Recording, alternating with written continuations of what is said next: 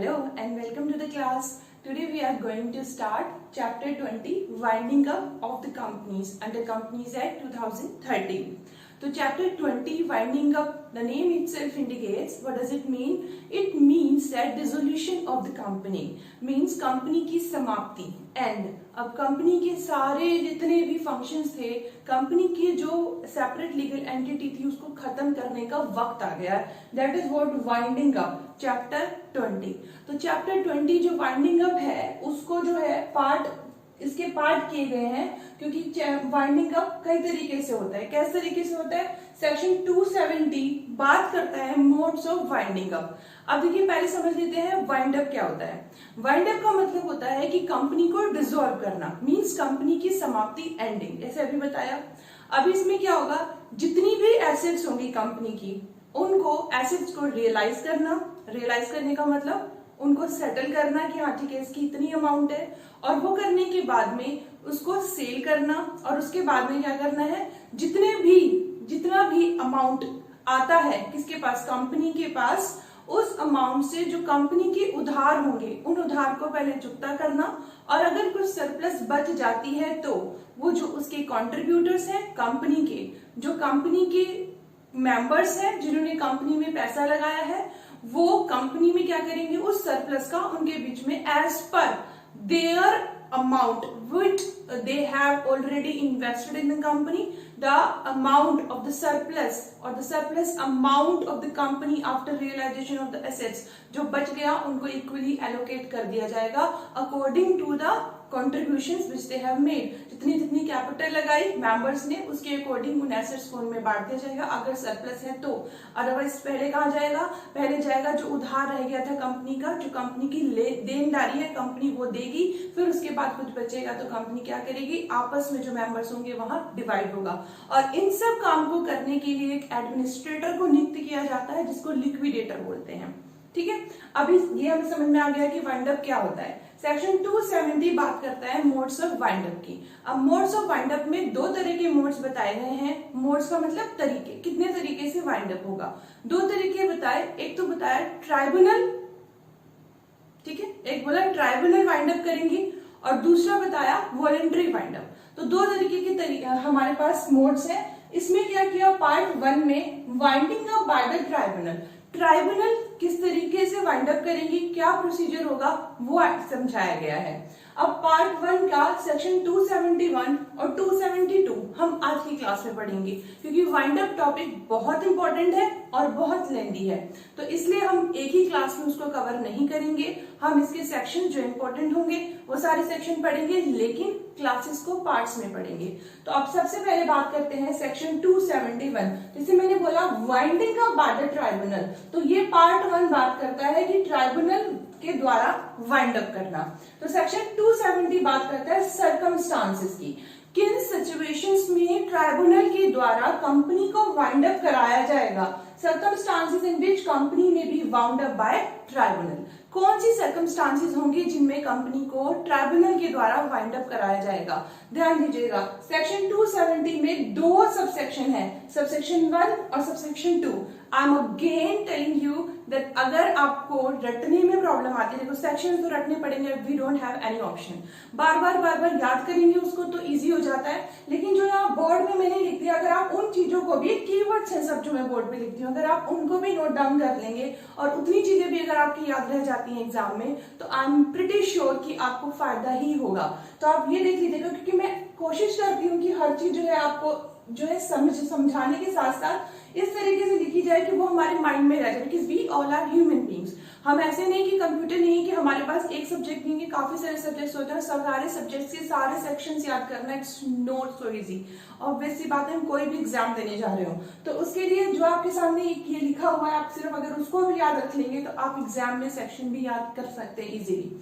तो section 271 circumstances in which company में be wound up by tribunal, दो sub section है इसके। पहले बोला ऑन पेटिशन अंडर सेक्शन 272, ठीक है। सब सेक्शन 2 में है company shall be unable to pay its tax. ध्यान देना मेरी बात पे, 271 को दो सब सेक्शन में डिवाइड किया गया। पहले सबसेक्शन में ये बोला, सबसेक्शन 1 बोलता है कि कोई पेटिशन लेके आता है सेक्शन 272 के अकॉर्डिंग। देख लेना, अब सेक्शन 272 को हम यहां से रिलेट कर लेंगे। 272 में क्या है? पेटिशन। तो हमें 271, 272 को अपने आप याद करा देता है कि 272 में पेटिशन की बात हो रही है और वो सर्कमस्टांस ही है जब क्या होगा, ट्राइब्यूनल के द्वारा हमारी जो कंपनी होगी वो वाइंड अप होगी। यानी अगर कोई पर्सन, अभी हम बात करेंगे कौन से पर्सन और कौन से सर्कमस्टांसेस में, कोई सेक्शन 272 के अकॉर्डिंग पेटिशन लेके आता है तो कंपनी को वाइंड अप किया जा सकता है बाय ट्राइब्यूनल। सबसेक्शन 1 ये बोलता है। और सबसेक्शन 2 बोलता है company shall be unable to pay its debts, और कंपनी अपनी उधार अगर नहीं चुका सकती है तो उस कंडीशन में भी कंपनी को वाइंड अप कराया जा सकता है। पहले हम बात करते हैं सबसेक्शन 1 की, ऑन पेटिशन अंडर सेक्शन 272। इसमें कुछ क्लॉजेस है वो हम पढ़ेंगे। इसकी जो क्लॉज ए है वो बात करती है अगर कंपनी अपने डेट नहीं पे कर पाती तो, नंबर 1, ठीक है, यहां इसके साथ रिलेट करके चलेंगे। अगर कोई कंपनी अपना डेट पे नहीं कर पाती, अपने उधार नहीं चुका पाती, तो पेटिशन लेके आया जा सकता है। पेटिशन कौन लेके आएगा वो हम 272 में बात करेंगे। तो पहले हम बात कर लेते हैं, अगर कंपनी अपने डेट नहीं चुका पाती तो पेटिशन आ जाती है कि ठीक है इसको वाइंड अप करा दीजिए। क्लोज बी बोलती है अगर कंपनी खुद स्पेशल रेजोल्यूशन से बोलती है कि हमें जो है क्या करना है, ट्राइब्यूनल के द्वारा वाइंड अप कराना है। अगर कंपनी खुद स्पेशल रेजोल्यूशन से बोलती है कि हमें वाइंड अप कराना है ट्राइब्यूनल के द्वारा, तो क्लोज सी को बहुत ध्यान से पढ़िएगा, बहुत इंपॉर्टेंट है। अगर क्या होता है, कोई भी कंपनी काम करती है अगेंस्ट किसके, सॉवरेनिटी इंटीग्रिटी ऑफ इंडिया। अगर कोई भी कंपनी इंडिया की सॉवरेनिटी, संप्रभुत्वता या इंटीग्रिटी, अखंडता के अगेंस्ट कोई काम करती है उस केस में, और सब क्लॉज, ये जो क्लॉज हमारी सी है कुछ और भी बोलती है, अगर किसी स्टेट की सिक्योरिटी के अगेंस्ट काम करती है, इंडिया के अगेंस्ट काम करती है कोई कंपनी, और या फिर अगर कोई कंपनी ऐसा काम करती है जिसकी वजह से इंडिया के पड़ोसी नेशन के साथ में उसके रिलेशनशिप पे फर्क पड़ता है तो, या फिर कोई कंपनी क्या करती है, डिसेंसी मॉरलिटी के अगेंस्ट काम करती है, पब्लिक डिसेंसी पब्लिक मॉरलिटी के अगेंस्ट काम करती है, तो भी कंपनी को वाइंड अप कराया जा सकता है बाय ट्राइब्यूनल। तो हमारे पास क्लोज ए, कंपनी उधार नहीं चुका पा रही, कंपनी ने खुद स्पेशल रेजोल्यूशन में बोला, और company against sovereignty integrity of India काम करती है तो। अभी हमारे पास आता है नेक्स्ट क्लोज डी, ठीक है। नेक्स्ट क्लोज डी में क्या बात करते हैं हम वो देखेंगे। अगर ट्राइब्यूनल कोई ऑर्डर पारित करते हैं, कोई ऑर्डर देते हैं, कैसा ऑर्डर, चैप्टर 19 के अकॉर्डिंग, अगर ट्राइब्यूनल चैप्टर 19 के अकॉर्डिंग कोई ऑर्डर देते हैं तब क्या होगा, तब कंपनी वाइंड अप होगी एज पर ट्राइब्यूनल। चैप्टर 19 क्या है, चैप्टर 19 बात करता है सिक कंपनीज की। तो अगर कोई कंपनी सिक है और ट्राइब्यूनल को लगता है कि पूरे प्रोविजन चैप्टर 19 में है कि उसको वाइंड अप कराना है, तो वो वाइंड अप का ऑर्डर भी जाता है पेटिशन के अकॉर्डिंग, और कब, कैसे, ट्राइब्यूनल के द्वारा वाइंड अप होने के लिए। फिर आ जाइए क्लोज ई में। क्लोज ई में रजिस्ट्रार को पावर दी गई है। अब इससे क्या मतलब हुआ कि रजिस्ट्रार या फिर कोई और पर्सन जिसको सेंट्रल गवर्नमेंट अपॉइंट करती है देखने के लिए कि कंपनी के अफेयर्स मींस बिजनेस क्या है, ऑब्जेक्ट क्या है, और वो फाइंड आउट करते हैं कि कंपनी का ऑब्जेक्ट, कंपनी का पर्पस फ्रॉडलेंट है, तो उस केस में भी क्या होगा, वाइंड अप होगा बाय ट्राइब्यूनल, नंबर 1। और ये फाइंड आउट होता है कि कंपनी का ऑब्जेक्ट भले फ्रॉडलेंट नहीं था, लेकिन कंपनी के अभी जो डीलिंग चल रही है वो फ्रॉड है, वो फ्रॉडलेंट डीलिंग्स चल रही हैं, या फिर कंपनी के जो मैनेजर्स हैं, कंपनी के जो पर्सन्स हैं, अकाउंटेबल हैं, जो कि कंपनी के फंक्शंस को देखते हैं, वो फ्रॉड कर रहे हैं, तो उस केस में भी वाइंड अप होगा बाय ट्राइब्यूनल उनके रिपोर्ट पे, जो रजिस्ट्रार रिपोर्ट देंगे। आता है क्लोज हमारे पास एफ। क्लोज एफ बोलता है अगर कोई कंपनी 5 साल तक, पिछले 5 साल तक लगातार कॉन्जिक्यूटिवली 5 ईयर्स तक अपने फाइनेंशियल स्टेटमेंट्स को या फिर एनुअल रिटर्न्स को रजिस्ट्रार के पास नहीं दाखिल करते हैं, नहीं दे पाते हैं, तो उस केस में भी वाइंड अप होता है बाय ट्राइब्यूनल। क्लोज जी, बात करते हैं न्याय की, कि अगर ट्राइब्यूनल को लगता है कि इट्स जस्ट एंड इक्विटेबल, ये न्यायोचित है, कि ट्राइब्यूनल सोचते हैं ये न्यायोचित है कि कंपनी को वाइंड अप कर देना चाहिए, क्लोज कर देना चाहिए, तो भी कंपनी को वाइंड अप किया जा सकता है। तो ये हमारे पास सर्कमस्टांसेस कितनी है, हमारे पास 1 2 3 4 5 6 7 टोटल 7 सर्कमस्टांसेस है, मींस क्लोज जी तक हमारे पास सर्कमस्टांसेस है, जिन सर्कमस्टांसेस के थ्रू पर्सन, जिनको यहाँ पे बात करेंगे हम, पेटिशन लेके आ सकते हैं एज पर सेक्शन 272, और उन पेटिशंस के अकॉर्डिंग अगर ऐसा हो ट्राइब्यूनल को लगता है कि हाँ ये चीजें ठीक है, तो पेटिशन को एक्सेप्ट करके ट्राइब्यूनल कंपनी को वाइंड अप का ऑर्डर दे सकते हैं। फिर इसका सबसेक्शन बात करता है company shall be unable to pay its debts, अगर कंपनी अपने डेट्स पे नहीं कर पाती तो इसमें क्या बात हो रही है, इसकी क्लोज ए ये बोलती है कि अगर कोई क्रेडिटर जिसके पास 1 लाख या 1 लाख से ज्यादा का उधार है कंपनी का, जिसने कंपनी को 1 लाख से ज्यादा का उधार दिया हुआ था, वो कंपनी को कंपनी के रजिस्टर्ड ऑफिस पे रजिस्टर्ड पोस्ट से या फिर जैसा भी प्रेस्क्राइब्ड हो उसके अकॉर्डिंग उनको नोटिस भेजता है कि I want my money back, ठीक है, और कंपनी उसको रिस्पॉन्ड नहीं करती या ये नहीं बताती कि श्योरिटी नहीं देती कि हम आपको जो है आपका पैसा वापस कर देंगे, या फिर कंपनी उसको एडजस्ट नहीं करती, कंपाउंड नहीं करती उनके पैसे को, उनको रिस्ट्रक्चर नहीं करती, मतलब बेसिकली क्या है, क्रेडिटर को सेटिस्फाई नहीं करती that your money is safe with us, अभी हम नहीं दे पा रहे लेकिन हम दे देंगे। अगर company with in 21 days notice मिलने के बाद क्रेडिटर को श्योर नहीं कर पाती है, तो भी क्या होगा, इसको मान लिया जाएगा that company is unable to pay its debts, और ट्राइब्यूनल के द्वारा उसको क्या किया जा सकता है, वाइंड अप कराया जा सकता है।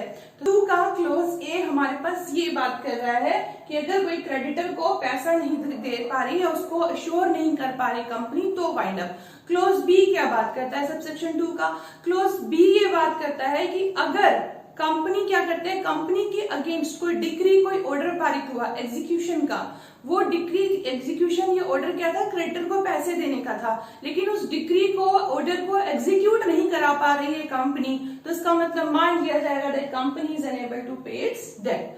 फिर क्लोज सी की बात करें, क्लोज सी में बात करते हैं कि अगर कंपनी अपने डेट्स को, ट्राइब्यूनल को ये सेटिस्फाई कर दिया जाता है कि company is unable to pay its debts to its creditor, अपने क्रेडिटर को पैसा वापस करने की हालात में नहीं है, तब भी कंपनी जो है क्या करेंगे, इस सेक्शन में आ जाएगी। यहाँ पर जो क्लोज सी है उसमें हम कंटिंजेंट एंड प्रोस्पेक्टिव लायबिलिटीज को भी इंक्लूड करती हैं ट्राइब्यूनल।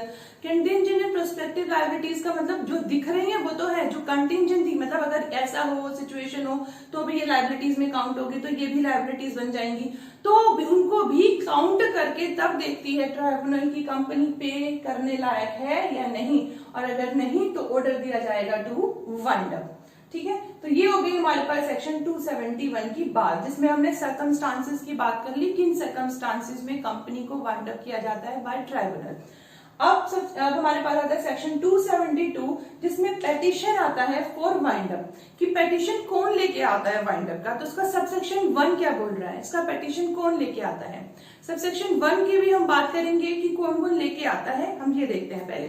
जो लेके आते हैं ना उन्हीं को हमने आगे, जो सबसेक्शन 2 है वो भी उन्हीं से रिलेटेड है, सबसेक्शन 3, सबसेक्शन 4 इनको डिस्क्राइब किया है, जिनकी हम सबसेक्शन 1 में बात करें कि कौन कौन लेके आ सकते। जिस तरह से सेक्शन 271 में हमारे पास क्लोज जी तक था पेटिशन के केस में, इस तरीके से आपके लिए इजी हो जाएगा लर्न करना।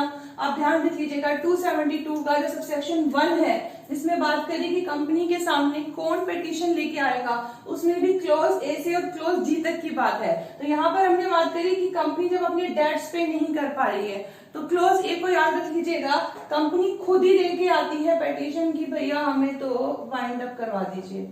ठीक है, क्लोज बी में क्या बात कर रहे हैं, क्लोज बी में बात आ रही है क्रेडिटर्स की, कौन किसकी बात आ रही है, क्रेडिटर्स की, और क्रेडिटर्स में इंक्लूड करना है कंटिंजेंट भी और प्रोस्पेक्टिव क्रेडिटर्स भी। फिर क्लोज सी में आ जाइए, बात करते हैं क्लोज सी में किसकी बात कर रहे हैं, क्लोज सी में बात करते हैं कॉन्ट्रीब्यूटर्स की। अब कॉन्ट्रीब्यूटर्स कहाँ पे डिफाइन है, कॉन्ट्रीब्यूटर्स जो है वो सेक्शन 2 के clause 26 of companies law act 2013 में डिस्क्राइब किए गए हैं। तो कंट्रीब्यूटर्स कौन होते हैं कि जब एसेट्स को रियलाइज किया जाएगा, जो fully paid up share holders होते हैं, जो वो पार्टिसिपेट करेंगे जब एसेट्स को क्या किया जाएगा रियलाइज किया जाएगा, वो कंट्रीब्यूटर्स होते हैं। तो सेक्शन क्लॉज सी में कंट्रीब्यूटर्स ला सकते हैं पिटीशन। क्लॉज डी में बात करी, ये तीनों में से दो या तीनों में से मतलब कोई कॉम्बिनेशन में आके या सब एक साथ मिलके आ सकते हैं, क्या करने के लिए, पेटिशन लेके आ सकते हैं। तो क्लॉज डी हो गई हमारे पास। क्लॉज ई की हम बात कर लेते हैं। क्लॉज ई में बात करनी है उन लोग की, क्लॉज ई में जैसे यहाँ पे ये आपको इजी याद हो जाएगा, रजिस्ट्रार की बात हुई है कि अगर रजिस्ट्रार या फिर कोई भी पर्सन जिसको कि ऑथोराइज किया गया था सेंट्रल गवर्नमेंट से, वो लेके आएंगे पेटिशन। क्लॉज एफ में बात हुई है किसकी, क्लॉज एफ में बात, और कोई और पर्सन जिसको कि ऑथोराइज किया है सेंट्रल गवर्नमेंट ने, any other person authorized by central government. जैसे हमने वहां पे बात की थी कि रजिस्ट्रार या कोई और पर्सन, तो यहाँ पे क्लॉज में डिवाइड कर दिया, क्लॉज ई रजिस्ट्रार और क्लॉज एफ कोई और पर्सन जिसको कि सेंट्रल गवर्नमेंट ने ऑथोराइज किया है।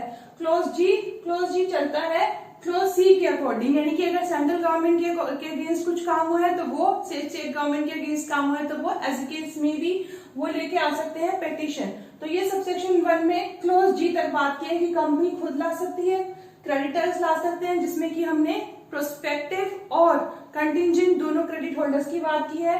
फिर उसके बाद कंट्रीब्यूटर्स ला सकते हैं, या इन तीनों के कॉम्बिनेशन में या सब मिलके ला सकते हैं। रजिस्ट्रार पिटीशन ला सकते हैं कोई और पर्सन। क्लॉज सी में क्लॉज जी में हमने बात करी सेंट्रल गवर्नमेंट या state government as the case में भी। अब हमारे पास जो सबसेक्शन 2, 3, 4, 5 की बात हो रही है, वो सारे सबसेक्शन इनको डिटेल में बताए गए हैं। जैसे क्रेडिटर्स बता दिए कौन कौन है, डिवेंचर होल्डर भी हैं, और कौन है डिवेंचर होल्डर अगर उनकी कोई ट्रस्टी भी है तो वो भी हैं। इसके अलावा फिर बता दिया कंट्रीब्यूटर्स कौन है, ये डिफाइन कर दिया। फिर बताया रजिस्ट्रार के बारे में। तो सबसेक्शन 2, 3, 4 ऐसे हो गया। फिर उसके बाद में जो उसका लास्ट सबसेक्शन है हमारे पास, सबसेक्शन 7, वो बात करता है कि कोई भी पेटिशन जब जाएगी ट्राइब्यूनल के पास, उसकी एक कॉपी रजिस्ट्रार के पास भी जाएगी, और रजिस्ट्रार को 60 डेज के अंदर अंदर उस पर रिपोर्ट देनी होगी कि रजिस्ट्रार सेटिस्फाई है इन चीजों से, जिसके की पेटिशन से, कि हाँ ये सही में कंपनी जो गलत कर रही है, जिस भी ग्राउंड पे पेटिशन जा रही है वो ग्राउंड जेन्युइन है या नहीं, वो बताएगा रजिस्ट्रार ट्राइब्यूनल को। तो सबसेक्शन 7 इस चीज की बात करता है, कितने दिन तक, 60 दिन के अंदर अंदर वो रिपोर्ट देनी है रजिस्ट्रार को ट्राइब्यूनल को। तो ये हमने बात कर ली 271 और 272 की। This is all about today's class. I hope you like the class. Next class में हम आगे के इसके प्रोविजंस पढ़ेंगे। So be with me and do not forget to share and subscribe my channel. Thank you so much. Thanks a lot. Have a nice day. Keep learning and keep smiling.